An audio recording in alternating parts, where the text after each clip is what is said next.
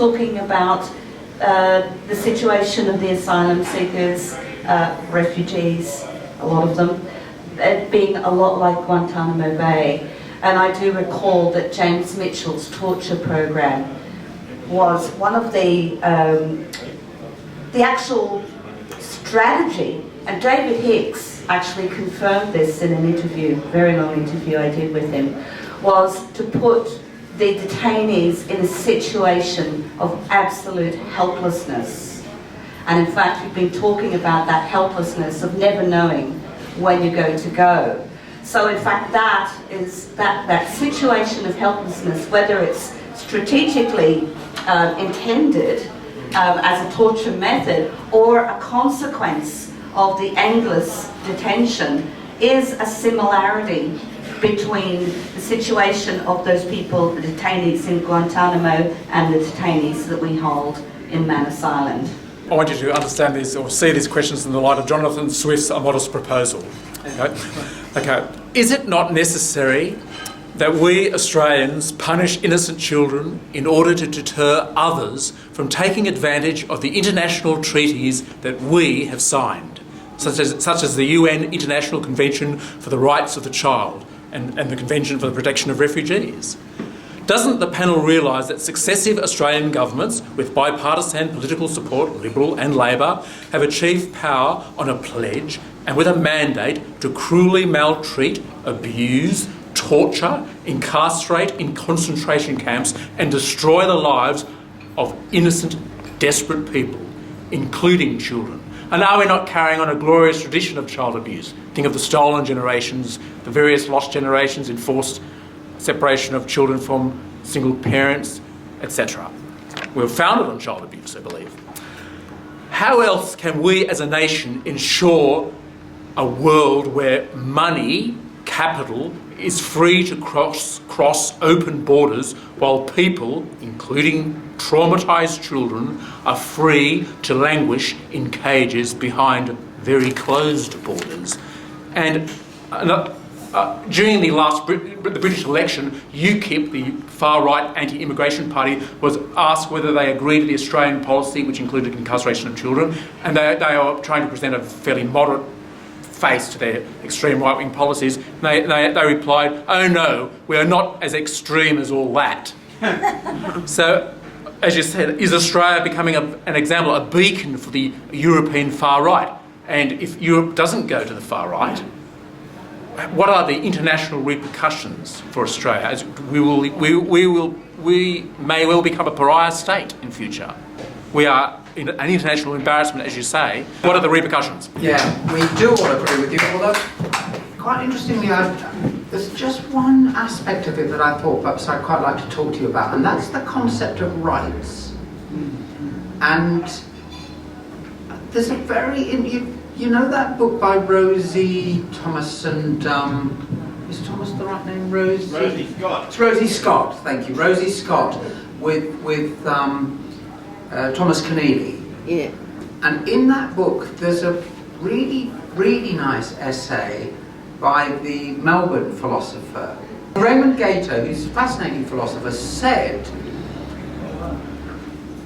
that John Howard said it's our right to decide who comes to this country and how they come here.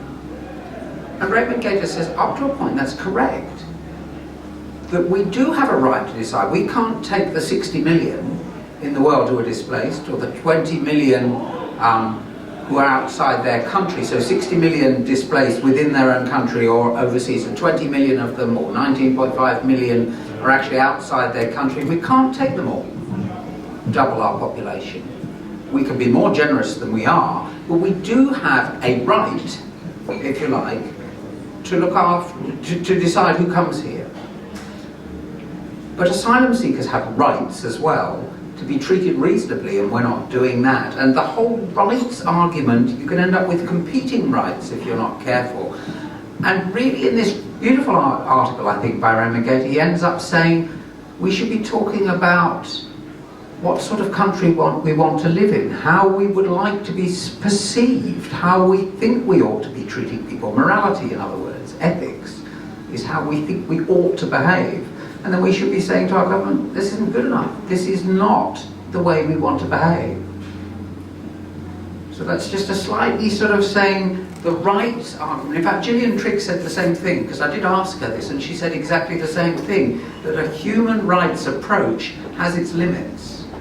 And you might be better appealing to people's compassion and their morals. I mean, there's a number of things I can address there. I think more than anything, like you were saying, we have a right to figure out who's going to enter our country, but I don't think we have a right to treat those people who have come here as asylum seekers in horrible ways. I think that even if we want to say we're only taking X amount of asylum seekers in, and then that's fine, but it doesn't mean we need to harm and abuse those people who are here. So I think that there may be two separate issues there, and the Australian government need to look at how we're treating the people who are in our care. My name is Joffrey. I'm from the Philippines, and the reason why I asked this question is there has been an attempted deal with the Philippine government to absorb the refugees, and I'm aware of the good side of the Philippines. We're a very compassionate people. I've worked with people who've actually worked in refugee camps after the Vietnam War. But there's also a dark side where there is uncontrolled graft and corruption. Now, I relate it to our situation in the sense that the primary criterion which I see that's guiding the government policy is if it's profitable. When I look at Manus Island and the way refugees are being processed and use the term warehoused, there seems to be the criterion of profitability. That it's a good business opportunity. And I see that criteria not just applied in this case, but also in the work for the dole, for which I have been victimized as well. Health, which many of you, I'm sure, will be experiencing more difficult times in the years to come, and the direction of the TPP. So how do we counteract that kind of criterion vis-a-vis our criterion of human rights? Is there really a conflict between pursuing and upholding human rights and economic efficiency? You brought up an interesting issue, which is that the government now has a number of asylum seekers that both sides of Parliament have said will never settle in Australia. So after the ones that arrived after whatever it was, August, whatever. And so what are we going to do with them? They're in community detention on the mainland, or they're on the islands, okay? And no idea where they're going to go. So the government's been desperately trying to make deals with Malaysia, then Cambodia, which we paid $40 million for 4 people who've gone there, I think. And then they came back, I think, after all of that. So they want to go back to Burma for the Rohingyas. The Yeah. two Rohingyas want to go back to Burma where they're going to face genocide. Yeah. Wow. And they are now the Philippines. Okay, so these are just this government desperately looking around, and none of us is quite sure where they should go. I mean, of course, my wish is that they would be accepted in Australia, and that the government and both parties would change their mind and say this was a silly escalation of the abuse and we've let it get out of control. But that's asking governments to admit they were wrong, which is difficult. And also it is seen as a weakness if you do that. To change your mind and to show compassion is seen as a weakness, and of course it's strength that wins votes in politics a lot of the time. Otherwise, how did we get Tony Abbott?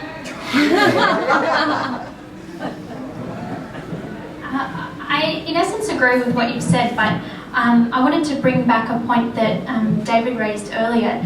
This idea that Manus Island and Nauru is a good business deal or economically efficient, I don't agree with at all. I think like you said, the statistic is something like $500,000 a year per person. Not for the taxpayer, for the company. For the company. Yeah. Oh, I see what you're saying. Okay.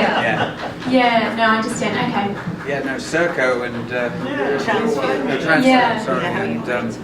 and IHMS have made a mozza out of it. Yeah. Yeah, but I mean, the point of your question was human rights conflicting with economic efficiency, and really human rights is something that a government should be upholding. Yeah. So I think it's ridiculous that the government are not looking at their human rights obligations, and they need to do that. And I mean, if they do look at their human rights obligations, I'm sure they can find a more efficient way to do things than Manus Island and Nauru. This is a ever-changing menu from day to day, more or less. Like I come in here a bit late, I'm sorry I'm late, so I missed your earlier talk about Slater and Gordon's actions. On the way in I was listening to PM and they were going on about how the state government wants to carve up from the fish markets round to the power station at Balmain and turn it into high-rise. That's how fast the news changes in this country. Monday night on Lateline, Emma Alberici was interviewing, I think it was Dutton, about this woman who came out for an abortion and got shanghaied and sent out of the country back. And overnight it's changed from she had 2 social workers interview her, but no qualified rape social worker, rape victim social worker. And Dutton was saying, oh, she had 5 doctors and 3 social workers and 2 interpreters and blah, blah, blah, blah. I'd like an opinion on that because it was also on the project late at night, and I think this film footage tonight of the lady in the front talking about sexual abuse up on Manus should be up on the project and Lateline as well. It's that important, and everything else you guys said, and the hunger strike. I'm just saying it's a continual football. They've got 10 or 20 or 30,000 people they're bloody torturing, and we can either look at individual cases or the overall picture. And in answer to the last comment you made, I think it behoves us to at least press Bill Shorten to come out and say, if you let them out of Manus and Nauru, I promise the Labor Party and the Greens won't attack you. So be man enough to do it, Malcolm Turnbull, and stop acting like an idiot like Tony Abbott was. Very good. Good. The abortion case, I'd like a response on that. And I think Abidjan or Amal, or she's been given different pseudonyms, and Abian, and Abian and Amal, but they're pseudonyms anyway. They're not her real name. And I mean, it shows a number of things. One is the cruelty of the policy. The second is the secrecy. So Dutton can stand up there and say that, and it's very difficult to argue with it. So she herself has now been interviewed now that she's back in Nauru, and says it's not true. She didn't get any counselling, and all she wanted was to see someone to talk about it. She's shocked. She's very young. She's only 23. And she wanted to talk it through before she agreed to an abortion or a termination of pregnancy, we would say, and wasn't granted that. She wasn't granted access to a lawyer. We don't really know the exact details of what happened. She's being used a bit as a political football by both sides, and yet here's this woman in a disastrous situation herself, and as health professionals we just say this is a terrible thing to do to someone, and probably to her unborn child as well, who may yet be born. So, and the other thing I would say is that if she did not get counselling about termination of pregnancy, in many parts of the world it's illegal to have a termination of pregnancy without counselling. It's absolutely mandatory. So she's not had duty of care. But it's also secretive that you have to find the facts and then you have to try and challenge them in a legal thing, and all of that, the time is not on her side at all. So what we'll be able to do for her, I'm not sure. Lots of people have tried, and there was a remarkable effort to get her to Australia in the first place. And a tragedy that she wasn't given the opportunities. Just completely senseless to fly her here not give her the proper counselling, keep her here 5 days and then send her back again. I mean, how stupid is that? And via the Solomon Islands in the middle of the night while a court injunction was being developed. Sorry. Just two brief follow-ups. First is it was Newman, her lawyer, who was interviewed on Late Night. Newhouse, George Newhouse, yeah. Yeah. And the second thing My is, turn to get it. I heard a rumour that the original reason that she became an asylum seeker or boat person or refugee was that she'd been raped in her country of origin and had to escape it. I can actually confirm that she was repeatedly raped in Somalia originally, and that's why she became an asylum seeker. Okay, there's an emerging situation in the last 24 hours on Manus where Transfield executives have shown up, local staff have been dismissed. It seems like something's happening. Most of the guys have the same solicitor. He's a local guy from PNG. He made a statement last night that he's been informed that there'll be a Navy boat sent for them in 2 weeks' time. We don't know where they're going to be sent, but certainly all of the signs suggest that they will be transferred out of Manus. If they're sent to a country where they're not safe and they don't have adequate medical care, because a lot of these guys, there's a reason they're sending a boat. A lot of them are so unwell they're unfit to fly. What legal action do we then have? What are our options for actually getting them adequate treatment, for actually getting them transferred on shore? Do you guys have any thoughts about this? I think the reality of the situation is people have been petitioning the government since people got to Manus Island to get them out of Manus Island. The government are the government, they hold control. It's very difficult to bring legal action to change that. And I mean, when you do bring legal action to try and get some sort of court injunction, the government are the government, they create the law, they can change the laws. Another one. Yeah, so I mean, I'm sure that there will be lawyers out there who will look into anything. They can do anything, they will do something. Yeah, but the past doesn't hold much hope for the future, unfortunately. I don't know the truth of what you were saying about the rumours on Manus, but there was on the news tonight that they've been raiding the computers of staff on Manus and Save the Children. Mark, what did you say? Yeah, Save the Children staff on Manus and confiscating their computers because an email was sent out that they didn't like. There's actually been 7 phones removed from the compound of asylum seekers on Manus in the last 24 hours. So they're raiding their rooms, they're taking away their access to social media. They obviously want them to die quietly and alone and with as little contact with the outside world as possible. The Undesirables by Mark Isaacs. Okay. Copies on sale at the back. You didn't bring them with you, did you, Mark? But it says, this book may be the only chance Australian citizens have to learn what our government is doing to boat people held on Nauru. Julian Burnside. He didn't write it. Mark read it. Yeah, I think it's great that you guys are all here. I think it's extremely important to have people coming to these types of events and continuing talking about these issues because essentially it's one of the main, or one of the facets of these policies to try and reduce information, suppress information, reduce conversation, and try and keep it secret. And so the more we discuss the issues and share information, I guess the stronger the support of these people are in the opposition to the kind of policies that we don't want to see in Australia that are aimed at suppressing information. The only thing I guess I can add is that I recently wrote an article on the Ebony case for Vice, and what I wrote in that article is that the dwindling notion, the more we hear these horrific stories about rapes and abuses and children in detention and deaths in detention, the further and further we grow, the more distant we are from the concept that we can do whatever we want to people as long as we're saving lives at sea. And I think the more we address that issue, that the greater good is not always the best way, and that individuals suffer under this policy, under this philosophy, the closer we can come to a more intelligent approach and a more humane approach to dealing with asylum seekers and refugees.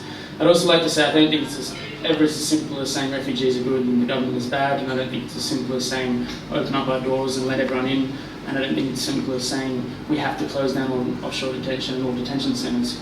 I think we need to come up with policies that understand the difficulties of managing our borders and the difficulties of encouraging people to come by boat, which I definitely wouldn't agree with.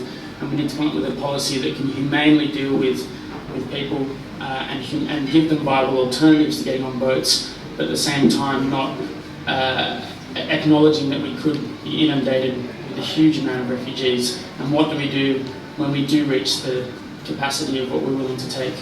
And so I encourage you to continue to think about those things and continue to understand the complexities of this issue. But having said that, it doesn't justify the abuse of people in detention. And as a civilised and progressive nation, we should be coming up with better ways to deal with our refugee crisis. Very good. Thank you. Actually, the title of the book, The Undesirables, the guys in detention, and women and children obviously, both onshore and offshore, are being told by the guards that the Australian people hate them, that we hate refugees, we hate asylum seekers. If they come here, we'll spit on them in the streets, we'll see them as lower than dogs. And when I get these guys talking to me on social media, the first thing they do is apologise. They say, I'm sorry, I am an asylum seeker, I am nothing. You are Aussie citizen, you are everything, please, I want nothing from you, I just want my freedom. And I have to explain, hey mate, no actually, that's not how we feel. So I've got a couple of comments to make about that. Yeah. First of all, not all guards are the same. Okay, so in some places they treat them awfully and some not so bad. I've got a patient who's in Villawood at the moment, and I asked his father what it was like. What were the guards like on Nauru compared with Villawood? And he said that would be like comparing the devil with an angel. So Nauru guards were pretty fierce, but not always. And Mujed al-Madiris tells a story that he had to flee from Iraq for fear of his life. And he ended up in Curtin Detention Centre, and the day he arrived, the camp commandant, I use that word advisedly, was a woman, and stood up in front of everyone and said, you're not welcome, we don't want you in Australia, you will never come and live here. And as he was feeling just totally devastated, one of the guards said to him, he was only 20 something, does your mum know where you are? And he said, no. He said, when did you last speak to your mum? 6 months ago. He said, do you know her phone number? And Winchester said, yes, of course. He said, here, dial it on my phone. And Winchester said to the guard, are you allowed to do that? He said, of course I'm bloody not. I'll get sacked if you get seen. He said, then I can't let you do it. And he said, your mum's more important than my job. You type in that number and I'll... And so he rang, spoke to his mother. He said it was the first peace she'd had in 6 months. And for the next 2 years that he was in prison and detention centres, at least she knew where he was and that he was okay. And he said it made him think, wow, this country, Australia, is not such a terrible country. And so there are islands of hope, even in the midst of despair sometimes in these things. Human stories that are, you know, here's a Transfield guard in the middle of Western Australia in the most ghastly situations, and he's acting with incredible humanity and incredible courage. So don't despair, totally. If I can just beg your attention for one more minute. I'm in contact on that topic. I'm in contact with the Wilson security guard who worked on Manus and who actually tried to stop a bunch of other guards from beating one of the detainees. And he was basically shattered physically by them, and he's now in hiding. So yes, there are the good guys, they are standing up, but there are repercussions. In contrast to that, I think most people are familiar with the case of the Wilson security guards who raped a local Manus woman. These are Australian guys employed by Wilson Security in detention on Manus. They were flown off the island before they could undergo police questioning. One of them has recently popped up working on Nauru. So we have an alleged rapist who has not been questioned by police, who has not undergone any kind of legal inquiry, who has not been prosecuted. He's now in charge of vulnerable women and children. So if that's not systematic torture and facilitation of abuse by the Australian government, I don't know what is. Charlie Bradley, thank you very much for the presentations. I've been most intrigued. I come from a position of denial. I sort of retreat and get into a shell. But every now and again I sort of poke my head out and expose myself to the issues that you've presented.